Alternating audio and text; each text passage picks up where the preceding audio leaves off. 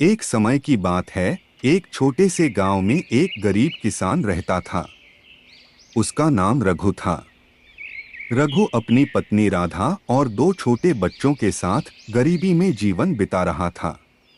हालांकि उसका दिल बड़ा था और वह हमेशा दूसरों की मदद करने का प्रयास करता था। रघु के पास जमीन बहुत कम थी, लेकिन वह उसी में मेहनत करता था और जो कुछ भी उगता उसी से अपनी जिंदगी चला लेता।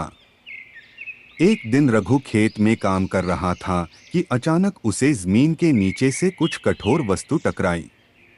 उसने खुदाई शुरू की और देखा कि वहां एक पुराना धूल से भरा हुआ घड़ा पड़ा हुआ था। घड़ा सोने का था, लेकिन वह समय के साथ फीका और जंग लगा हुआ था। रघु ने घड़ा बाहर निकाला और उसे घर ले आया। रघु ने घड़े को साफ किया और देखा कि घड़े में कुछ लिखा हुआ था। लिखा था, जो इस घड़े को खोलकर देखेगा उसके पास सोने की कोई भी वस्तु बिना किसी कठिनाई के मिल जाएगी। लेकिन याद रखो, यह घड़ा केवल एक बार काम करेगा। रघु ने सोचा, क्या यह सच हो सकता है? लेकिन उसकी गरीबी और परेशानियों को देखकर उसने उस घड़े को खोलने का निर्णय लिया। रघु ने घड़े को खोला और एक आश्चर्यजनक चीज देखी। घड़े के भीतर एक जादुई रोशनी थी और अचानक एक आवाज आई, मैं तुम्हारा मददगार हूँ, एक इच्छा पूरी करो। रघु हैरान रह गया, लेकिन जल्दी से उसने कहा, मैं चाहता हूँ कि मेरे पास इतना सोना हो कि मैं कभी भी पैसे की कमी महसूस न करूँ। घड़े से निकलने वाली रोशनी ने पूरे कमरे को भर दिया और अगले ही पल रघु के पास सोने की ढेर सारी मुट्ठियां इकट्ठा हो गईं। रघु को विश्वास नहीं हुआ, लेकिन उसे बहुत खुशी हुई। अब उसकी जिंदगी पूरी तरह से बदल गई थी।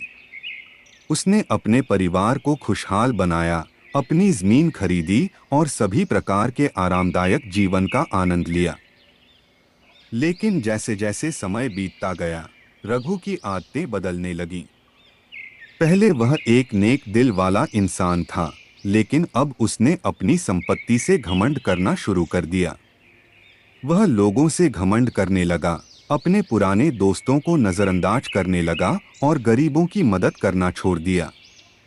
राधा ने कई बार उसे समझाया कि घड़े से मिले इस धन का सही उपयोग करना चाहिए, लेकिन रघु ने उसकी बातों को अनसुना किया।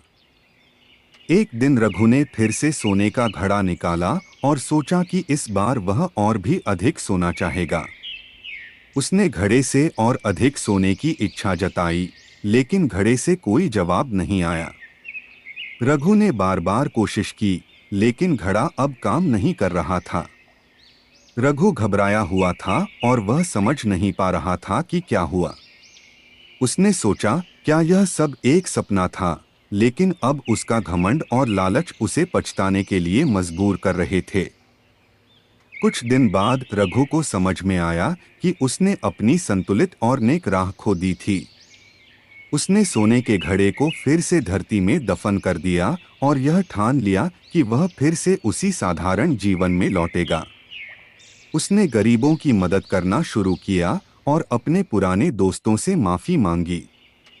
धीरे धीरे रघु की जिंदगी फिर से संवरने लगी, लेकिन अब वह पहले से अधिक समझदार और संतुष्ट था। कहानी से शिक्षा मिलती है कि धन और सफलता से अधिक महत्वपूर्ण है नेक दिल, ईमानदारी और संतुलित जीवन। घमंड और लालच से जीवन में कभी सच्ची खुशी नहीं मिल सकती। हमें हमेशा अपनी ईमानदारी और अच्छाई को बनाए रखना चाहिए।